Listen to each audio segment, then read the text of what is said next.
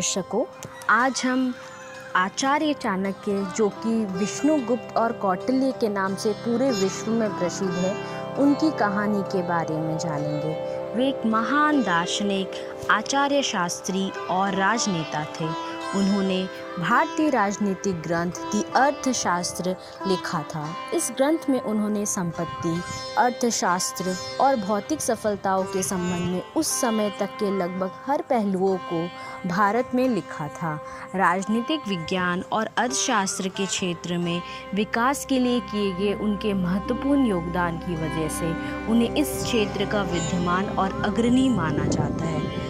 आचार्य चाणक्य के महान विचारों को अगर अपने जीवन में उतार लिया जाए तो वाकई हमारा जीवन भी सफल हो सकता है।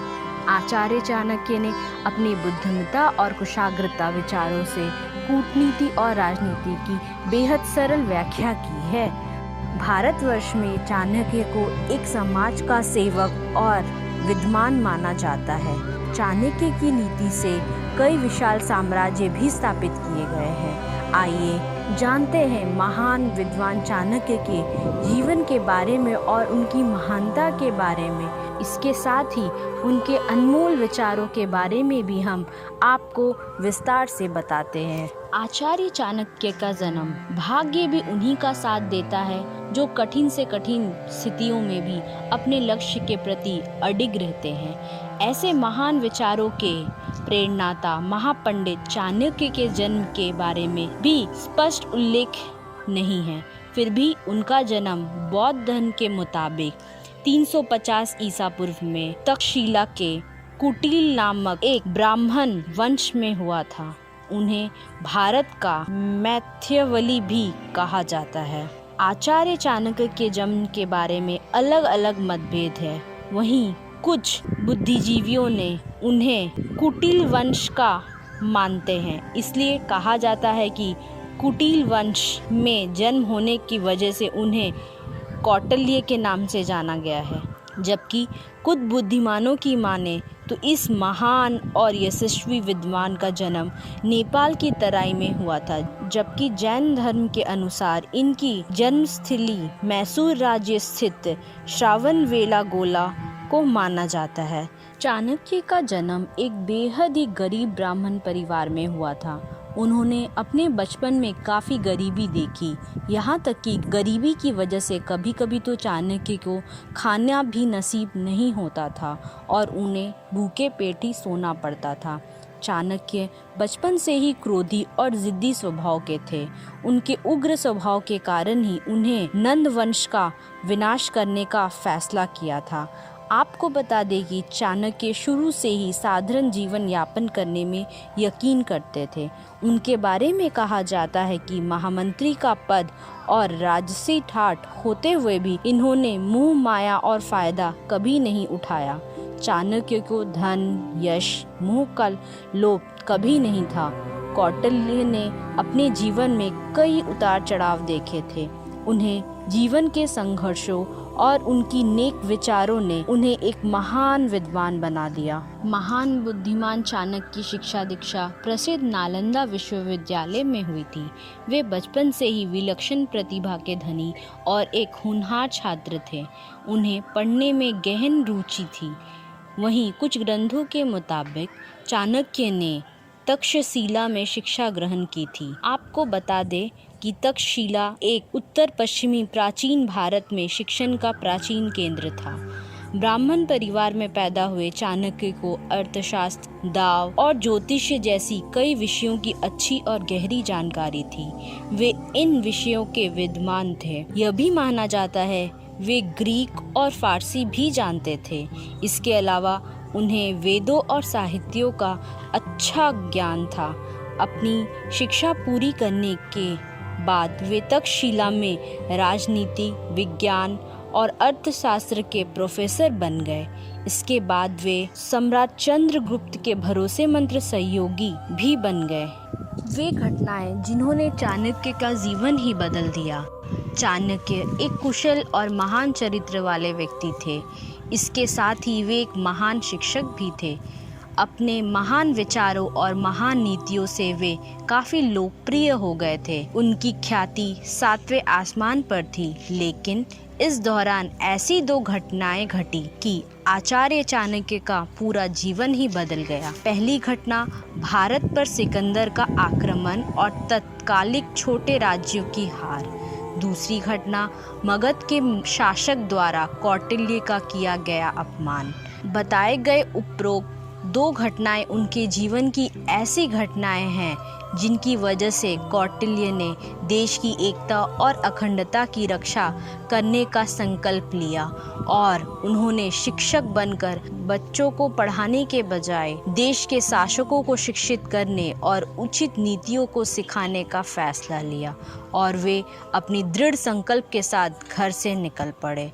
आपको बता दें कि जब भारत पर सिकंदर ने आक्रमण किया था उस समय चाणक्य तक्षशिला में प्रिंसिपल थे। यह उस समय की बात है जब तक्षशिला और गांधार के सम्राट ने सिकंदर से समझौता कर लिया था। चाणक्य ने भारत की संस्कृति को बचाने के लिए सभी राजाओं से आग्रह किया, लेकिन उस समय सिकंदर से लड़ना कोई नहीं आया। जिसके बाद पुरु ने सिकंदर से युद्ध किया, लेकिन वे हार गए। उस समय मगध अच्छा खासा शक्तिशाली राज्य था और उसके पड़ोसी राज्यों की इस राज्य पर भी नज़र थी, जिसको देखते हुए देशाहित की रक्षा के लिए विष्णुगुप्त मगध के तत्कालीन सम्राट धनानंद से सिकंदर के प्रभाव को रोकने के लिए सहायता मांगने गए। लेकिन भोग विलास और शक्ति के घमंड में चूर धनानंद ने चाणक्य के इस प्रस्ताव को ठुकरा दिया और उनसे कहा कि पंडित हो और अपनी चोटी का ही ध्यान रखो, युद्ध करना राजा का काम है, तुम पंडित हो, सिर्फ पंडिताई करो। तभी चाणक्य ने नंद साम्राज्य का विनाश करने की प्रतिज्ञा ले ली। चाणक्य और चंद्रगुप्त का गहरा संबंध रहा। चाणक्य चंद्रगुप्त के साम्राज्य के महामंत्री थे और उन्होंने ही चंद्रगुप्त का साम्राज्य स्थापित करने में उनकी मदद की थी। दरअसल नंद साम्राज्य के शासक द्वारा अपमान के बाद चाणक्य अपनी प्रतिज्ञा को सार्थक करने के लिए निकल पड़े। इसके लिए उन्होंने चंद्रगुप्त को अपना शिष्य बनाया। चाणक्य उस समय चंद्रगुप्त की प्रतिज्ञा को समझ गए थे, इसलिए उन्होंने चंद्रगुप्त को नंद साम्राज्य के शासक से बदला लेने के लिए चुना। जब चाणक्य की चंद्रगुप्त मौर्य से मुलाकात हुई तब चंद्रगुप्त महज 9 साल के थे। इसके बाद चाणक्य ने अपनी विलक्षण ज्ञान से चंद्रगुप्त को अप्राविधिक विषयों और व्यवहारिक तथा प्रतिवादिक कलाओं की शिक्षा दी। वही आपको बता दें कि चाणक्य ने चंद्रगुप्त को चुनने का फैसला इसलिए भी लिया क्योंकि उस समय कुछ मुख्य शासक जातियां ही थी जिसमें शौर्य मौर्य का प्रभाव ज़्यादा था। वहीं चंद्रगुप्त उसी गुण के प्रमुख का पुत्र था। जिसके बाद चाणक्य ने उसे अपना शिष्य बना लिया और उनके साथ एक नया साम्राज्य की स्थापना की। चाणक्य की नीतियों से नंद साम्राज्य का पतन और मौर्य साम्राज्य की स्थापना। शक्तिशाली और घमंड में चूर नंद वंश का राजा धनानंद, जो कि अपनी शक्तियों का गलत इस्तेमाल करता था और जिन्होंने यशस्वी और महान दार्शनिक चाणक्य का अपमान किया था, जिसके बाद चाणक्य ने चंद्रगुप्त से मिलकर अपनी नीतियों से नंद वंश का पतन किया था। आचार्य चाणक्य और चंद्रगुप्त मौर्य ने नंद वंश के पतन के मकसद को लेकर कुछ अन्य शक्तिशाली शासकों के साथ गठबंधन भी बनाए थे। आपको बता दें कि आचार्य चाणक्य विलक्षण प्रतिभा से भरे एक बेहद बुद्धिमान और चतुर व्यक्तित्व थे ही। उन्होंने अपनी चालाकी से कुछ मनोरंजक युद्ध रणनीतियों को तैयार किया और बाद में उन्होंने मगध क्षेत्र के पाटलिपुत्र में नंद वंश का पतन किया और जीत हासिल की। वहीं नंद साम्राज्य के आखिरी शासक की हार के बाद नंद साम्राज्य का पतन हो गया। इसके बाद उन्होंने चंद्रगुप्त मौर्य के साथ मिलकर एक नया साम्राज्य मौर्य साम्राज्य की स्थापना की। चंद्रगुप्त मौर्य के दरबार में उन्होंने राजनीतिक सलाहकार बनकर अपनी सेवाएं दी। चाणक्य के मार्गदर्शन से मौर्य साम्राज्य के सम्राट चंद्रगुप्त मौर्य गांधार में स्थित, जो कि वर्तमान समय अफगानिस्तान में है, अलेक्जेंडर द ग्रेट के जनरल को हराने के लिए आगे बढ़े।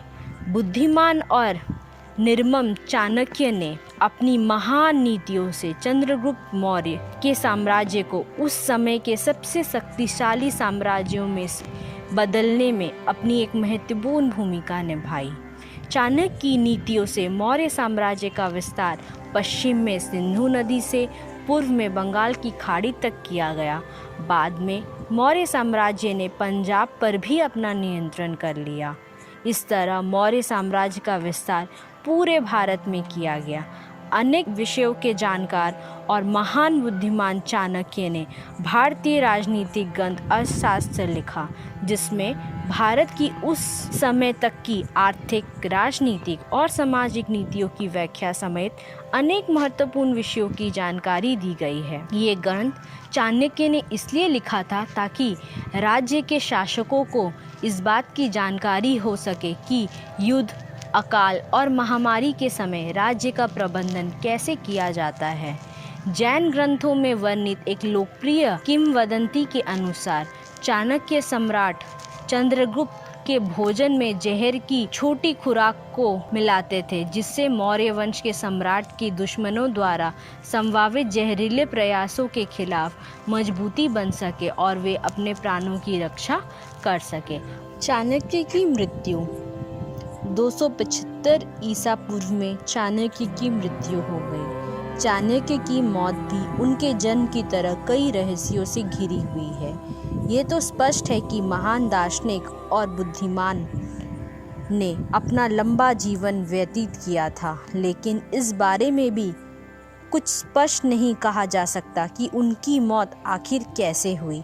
एक पौराणिक कथा के मुताबिक वे जंगल में खाना पीना त्याग कर अपना शरीर त्याग कर दिए, जबकि अन्य पुरानी कथा के मुताबिक चंद्रगुप्त मौर्य के पुत्र बिंदुसारा के शासनकाल के दौरान राजनीतिक षड्यंत्र की वजह से महान बुद्धिमान चाणक्य की मौत हो गई। महान राजनीति और विद्वान चाणक्य ने कुशल राज्य की स्थापना करने के लिए अपने विचार व्यक्त किए थे। उनकी अवधारणा के मुताबिक एक कुशल राज्य के लिए राजा और प्रजा के बीच पिता और पुत्र जैसी संबंध होने चाहिए। दोस्तों, आगामी वीडियो में हम चाणक्य नीति के सभी अध्यायों के विषय में बात करेंगे। तब तक इस चैनल को लाइक और सब्सक्राइब करना ना भूलें।